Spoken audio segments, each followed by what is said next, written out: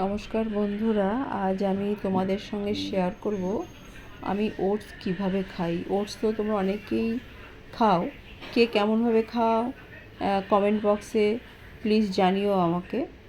আমি কিভাবে খাই আজ আমি শেয়ার করছি। তো আমি 1 কাপ ওটস নিয়েছি আমি রাত্রেবেলা, তার সঙ্গে 1/2 কাপ মতন দই, 4 টেবিল চামচের মতন দই দিয়ে, তার সাথে একটু জল মিশিয়ে, টক দই অবশ্যই দিয়ে, একটু জল দিয়ে আমি এটাকে ভিজিয়ে রাখবো যাতে এটা সফট হয়। এটা আমি রাত্রে বানাবো, হোল নাইট আমি এটা এইরকমই রাখবো ফ্রিজে। আমি এটাকে মিশিয়ে আমি ফ্রিজে রাখবো।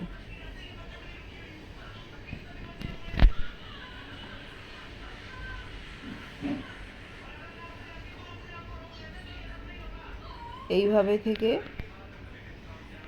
আমি দইয়ের সঙ্গে ওটসটাকে আমি মেশালাম, মিশে আমি এবার ঢেকে আমি ফ্রিজে রেখে দেব।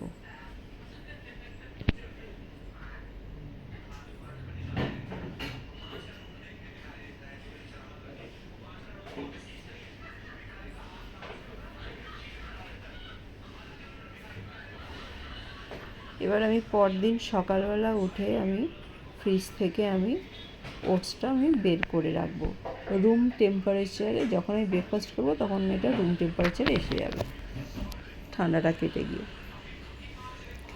তো বের করে রেখেছিলাম আমি,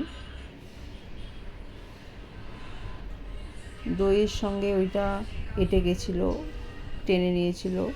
তো আমি একটু পাতলা করার জন্য আর একটু জল দিলাম। কেউ মনে করলে জলের বদলে আরেকটু দই দিতে পারে, দিয়ে আমি একটু পাতলা করে নিলাম। মানে একটু এত টাইট হয়ে গেছিলো সেটাকে একটু লুজ করে নিলাম। এবার এর ভেতরে আমি একটু বিট লবণ দিয়ে দিলাম, যেহেতু দই আছে সেজন্য একটু বিট নুন দিয়ে দিলাম। আমি এতে কোনো চিনি, মধু, গুড় কিছুই দেবো না, মিষ্টি না দিয়েই খাবো এটা। বিট নুন দিলাম। এবার এর ভেতরে ফ্রুটস দেবে, যার যেমন ফ্রুটস অ্যাভেলেবেল থাকবে ঘরে। তো ব্যানানাটা দিলে, কলাটা দিলে ভালোই লাগে ওটসের সঙ্গে। আবার অনেকে আবার এই ওটসের সঙ্গে রাত্রেবেলা 1 চামচ চিয়া সিডস, যারা চিয়া সিডস খায় এর ভেতরে দিয়েও ভিজিয়ে রাখতে পারো। এবার ড্রাই ফ্রুট দিলাম, কিশমিশ, একটু খেজুর, আমন্ড, পেস্তা, এগুলো সব আমি কুচি কুচি করে দিলাম, যখন যেরকম ঘরে অ্যাভেলেবেল থাকবে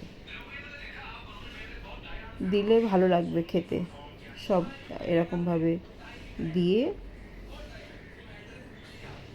সবই হেলদি ফুড এবং ডায়েট ব্রেকফাস্ট।